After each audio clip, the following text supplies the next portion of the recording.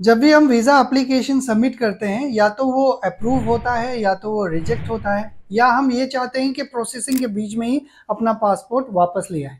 तो इन सारे केसेस में हमें एक वीज़ा एप्लीकेशन फ़ी पे करना पड़ता है वीएफएस में।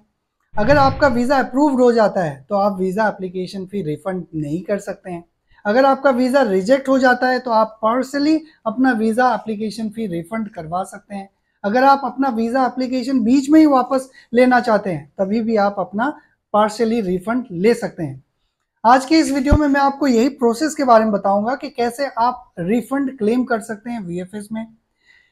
ऑब्वियसली ये सऊदी वीज़ा एप्लीकेशन के बारे में है, चाहे वो कोई सा भी कैटेगरी हो, विजिट कैटेगरी हो, रेसिडेंट कैटेगरी हो। विजिट कैटेगरी में फैमिली विजिट वीज़ा हो, बिजनेस वीज़ा हो, टूरिस्ट वीज़ा हो, रेसिडेंट वीज़ा हो, कोई सा भी वीज़ा कैटेगरी हो। वीडियो को आप कंप्लीट देखिएगा। कंप्लीट नहीं देखेंगे तो आप एक काम और कर सकते हैं, वीएफएस को ईमेल करके जो मैं इन्फॉर्मेशन बोल रहा हूँ वो कलेक्ट कर सकते हैं। बाकी जिन लोगों को वीएफएस का अपॉइंटमेंट शेड्यूल करना है, वो डिस्क्रिप्शन में दिए गए सर्विस कॉन्टैक्ट नंबर पे कॉन्टैक्ट कर सकते हैं। कोई कंसर्न रिप्रेजेंटेटिव जो एक्सपर्ट है वो आपके लिए अपॉइंटमेंट शेड्यूल कर देंगे with nominal discounted price. Okay, तो आज के इस वीडियो में मैं रिफंड प्रोसेस को एक्सप्लेन करूंगा, जिसमें मैं बताऊंगा आपको कि कैसे आप रिफंड क्लेम कर सकते हैं, अप्रोक्सीमेटली कितना आपको अमाउंट रिफंड मिलेगा, रिफंड प्रोसेसिंग टाइम क्या है, और अगर कोई बच्चा है तो उसका रिफंड कैसे होगा। बच्चा मतलब माइनर एप्लीकेंट का। ये सारे डिटेल्स वीएफएस से वेरीफाइड है, आप इस पर ट्रस्ट कर सकते हैं। पहला प्रोसेस बताता हूं आपको कैसे आप रिफंड क्लेम कर सकते हैं। अगर आपका वीज़ा एप्लीकेशन रिजेक्ट हो जाता है तो आपको पासपोर्ट के साथ में एक एप्लीकेशन आता है, जिसमें रिफंड एप्लीकेशन आता है, उसमें सारे प्रोसेस लिखे हुए रहते हैं जो आप रिफंड क्लेम करेंगे। अगर आप बीच में अगर पासपोर्ट रिवोक करते हैं तो उसी टाइम भी आपको ये दिया जाता है कि कैसे आप रिफंड करेंगे। प्रोसेस आपको बताता हूँ। दो तरह से आप सबमिट कर सकते हैं। पहला, आप फिजिकली वीएफएस में जाके एप्लीकेशन सबमिट कर सकते हैं रिफंड का। दूसरा, आप ऑनलाइन ईमेल के थ्रू भी सबमिट कर सकते हैं। जो पहला होगा वो ये कि रिफंड का जो फॉर्म है वो आपको फिल करना है, एप्लीकेंट उसे साइन करेंगे। वो फॉर्म भी मैं आपको दिखाऊंगा कि क्या क्या डिटेल फिल करना है। पहला, उसे आपको फिल करना है। दूसरा, जो आपको रिसिप्ट दिया गया था वीएफएस में, वो रिसिप्ट।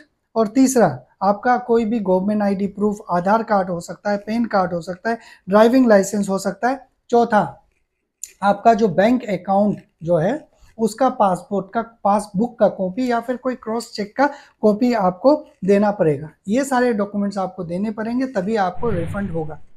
आपको अगर रिफंड क्लेम करना है तो पहला आप वो एप्लीकेशन फॉर्म फिल कीजिए रिफंड वाला, और ये सारे डॉक्यूमेंट जो मैंने आपको बताए हैं वो वीएफएस के ईमेल आईडी में अटैच कीजिए और उनको भेज दीजिए। कौन से ईमेल आईडी में भेजेंगे आप? जिस वीएफएस में आपने अपना एप्लीकेशन सबमिट करा था। दिल्ली वीएफएस में करे थे तो info.delhi@tehsil.com, या फिर मुंबई में करे थे उसी हिसाब से जो ये ईमेल आईडी से आपको वीएफएस के वेबसाइट में मिल जाएंगे, वहां से आप रिट्रीव कर लीजिएगा। और मोस्टली ये आपके जो रिजेक्शन वाले जो फॉर्म होते हैं उसमें भी लिखा हुआ रहता है। ठीक है, तो ये आपको डॉक्यूमेंट अटैच करना है, कैसे भेजना है, कहाँ भेजना है, किसको भेजना है, वो डिटेल है। अब अप्रोक्सीमेटली आपको कितना अमाउंट रिफंड होगा? वीएफएस वाले ये बोलते हैं कि आपका जो वीज़ा फीस है वो रिफंड होगा। अब वीज़ा फीस कितना है? वीज़ा फीस 7,200 रुपये है।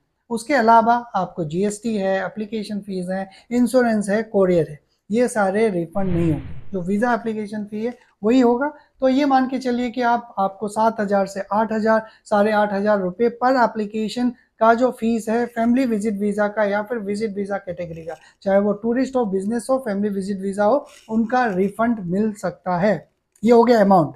अब कितना दिन में मिलेगा रिफंड, इसके बारे में कोई ड्यूरेशन, प्री डिफाइंड ड्यूरेशन नहीं है, लेकिन वीएफएस ये बोलता है कि जैसे ही हमें मूफा के तरफ से, ministry of foreign affairs Saudi के तरफ से हमारे अकाउंट में वो अमाउंट आ जाएगा, विद इन 7 डेज हम उसको रिफंड कर देंगे। इसमें 60 डेज का भी टाइम लग सकता है।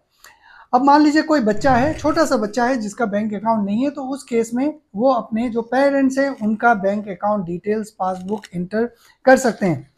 ये था एक शॉर्ट अपडेट जिसमें आपको रिफंड कैसे क्लेम करना है, कौन से डॉक्यूमेंट्स आपको अटेंच करने हैं, कितना आपको अमाउंट लगेगा, कितना प्रोसेसिंग फीस लगेगा, प्रोसेसिंग टाइम लगेगा, वो सारी चीज़ें हैं। अब मैं आपको बताता हूँ रिफंड डिडक्शन फॉर्म जो है उसमें क्या क्या फिल करना है। इसमें 4 पार्ट है। पहला पार्ट VFS वालों के लिए है, दूसरा पार्ट कस्टमर के लिए है, तीसरा पार्ट आपको कस्टमर बैंक डिटेल्स इंटर करने हैं और चौथा आपको अगर कैश में रिफंड करना है उसके बारे में। जो पहला पार्ट है उसमें इंजात नंबर लिखा हुआ है, अपॉइंटमेंट रेफरेंस नंबर लिखा हुआ है, वो VFS के तरफ बढ़ना है, लेकिन आप वो भर के भेजिएगा। दूसरा पार्ट एप्लीकेंट के लिए है, जिसमें आप कस्टमर का नाम, जैसे कि मैंने एप्लीकेशन सबमिट करा था, मेरे नाम पे था एप्लीकेशन, तो मैं अपना नाम लिखूंगा, किस दिन सबमिट करा था, डेट ऑफ रिक्वेस्ट वो सबमिट करूंगा, कौन से लोकेशन में सबमिट करा था, दिल्ली, मुंबई, पटना, कोलकाता, हैदराबाद, बैंगलोर, XYZ, जो भी VFS में आपने सबमिट करा था वो लोकेशन लिख दीजिएगा, ईमेल आईडी लिख दीजिए, कॉन्टेक्ट नंबर लिख दीजिए और कस्टमर का सिग्नेचर, जिनका नाम है उनका सिग्नेचर लिख दीजिएगा। अगर सिग्नेचर नहीं है तो थंब इम्प्रेशन दे दीजिएगा। अब बैंक डिटेल यहाँ पे बहुत ही इंपॉर्टेंट है, क्योंकि उसी अकाउंट में आपका पैसे आएगा। वो कौन सा डिटेल होना चाहिए, जो आपके नाम पे है, या फिर आप अगर बच्चे हैं तो आपके पेरेंट्स के नाम पे, या फिर आपका वाइफ है और वाइफ का अकाउंट नहीं है तो उनके हस्बैंड का नाम का बैंक अकाउंट डिटेल इंटर करना है। अकाउंट नेम लिखना है, जिसके नाम पे अकाउंट है वो, अकाउंट नंबर लिखना है, बैंक का नाम लिखना है आपको, ब्रांच का नाम लिखना है, स्विफ्ट कोड लिखने हैं आपको, ये सारी डिटेल्स इंटर करने हैं।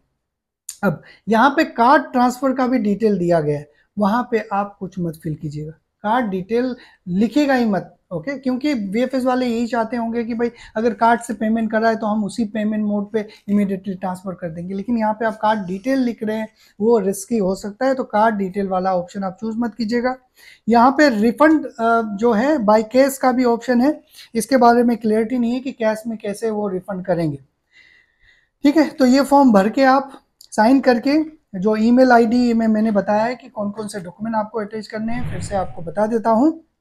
अगर आपको VFS के थ्रू वीज़ा एप्लीकेशन फीस का रिफंड क्लेम करना है तो आप ये जो फॉर्म है उसका field form, signed form attach कर दीजिएगा।